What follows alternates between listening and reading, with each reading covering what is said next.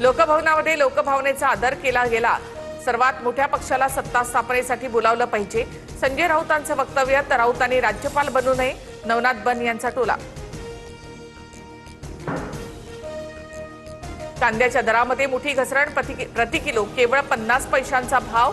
Chhatrapati संभाजीनगरमध्ये 1262 kilo कांदा विकूनही शेतकऱ्यांच्या हातामध्ये केवळ 1 रुपया, तर करमाळ्यामध्ये 73 पोती कांदा विकणाऱ्या शेतकऱ्याच्या हातात 400 रुपये। मुंबईमध्ये डॉक्टर ई मोझेस मार्गावरील मुख्य जलवाहिनीला गळती, दुरुस्तीचं काम युद्धपातळीवर सुरू। मुंबईतील काही भागात आज पाणीपुरवठा पूर्णपणे बंद असेल, नागरिकांना पाणी जपून वापरण्याचं आवाहन।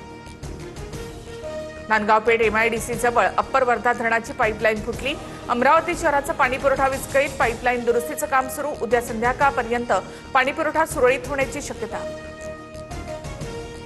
कलिंगडामुळे नाही तर उंदीर मारण्याच्या औषधामुळे डोकाडे या कुटुंबाचा मृत्यू। मुंबईत कलिंगड खाल्ल्यानंतर मृत्यू झाल्याच्या प्रकरणात धक्कादायक माहिती समोर।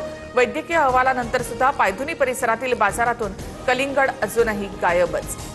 5 वर्षात 16,000हून अधिक अल्पवयीन माता, बालविवाह रोखण्यामध्ये प्रशासन अपयशी, तर गेल्या 2 वर्षात बालविवाह रोखण्यासाठी कठोर पावलं उचलली आहेत। मंत्री आदिती तटकरे यांची माहिती।